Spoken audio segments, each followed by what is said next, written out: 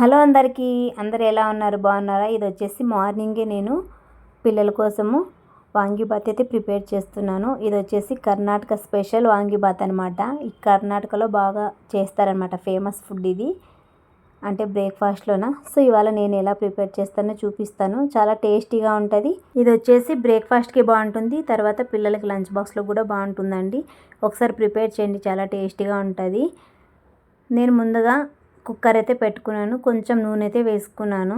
నూనె అయితే కాగిన తర్వాత ఒక స్పూన్ పచ్చిశనగపప్పు, అలానే ఉద్దిపాయలు కూడా వేసి ఆవాలు జీలకర్ర వేసుకున్నాను. అలానే ఒక ఆనియన్ కూడా కట్ చేసుకున్నాను.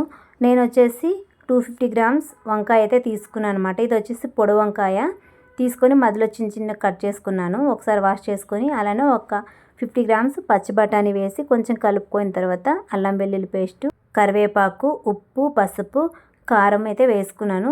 కారం అయితే కొంచెమే వేసుకున్నాను. అలానే నేను ముందుగానే ప్రిపేర్ చేసుకున్న వాంగీబాత్ పౌడర్ కూడా ఒక 3 స్పూన్లు అయితే వేసుకున్నానండి.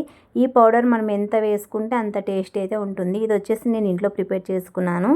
తర్వాత అంత వేసిన తర్వాత ఒకసారి మంచిగా కలిపేసి నేను ఒక నిమ్మకాయ సైజంత చింతపండు అయితే ముందుగానే నానపెట్టేసుకున్నాను అనమాట. అది కూడా వేసుకొని కొంచెం బెల్లం అయితే యాడ్ చేస్తున్నాను. ఈ వాంగీబాత్లోకి అయితే కంపల్సరీ మనము కొంచెం బెల్లం అయితే యాడ్ చేయాల్సిందే, అప్పుడే టేస్ట్ అనేది బాగుంటుంది. మొత్తం ఇలా వేసిన తర్వాత ఒకసారి కలిపి ఒక 2 నిమిషాల పాటు లిడ్ పెట్టేయాలి. తర్వాత నూనె కొంచెం పైకి తేలిన తర్వాత ముందుగానే రైస్ అయితే నానపెట్టేసుకున్నాను.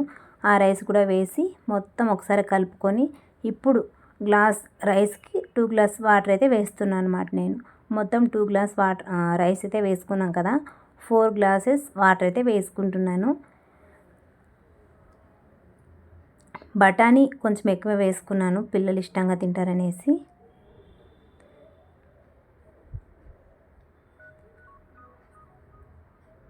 రైస్లోకి ఇట్లా వాటర్ అయితే వేసుకొని 2 విజిల్స్కి అయితే పెట్టేస్తున్నాను.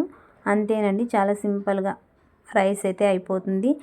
మనకు బ్రేక్ఫాస్ట్లో కానీ లంచ్లో కూడా చాలా అంటే చాలా బాగుంటుంది. ఇది వచ్చేసి కర్ణాటక స్పెషల్ అనే చెప్పొచ్చు. చివరిలో కొంచెం కొత్తిమీర కూడా యాడ్ చేసుకున్నాను. మీలో ఎంతమందికి తెలుసో కామెంట్ చేయండి ఈ వాంగీబాత్ తయారు చేయడం అనేది. తర్వాత 2 విజిల్స్ వచ్చిన తర్వాత చూపిస్తున్నాను చూడండి, మంచిగా కుక్ అయిందనమాట. చూసారు కదా.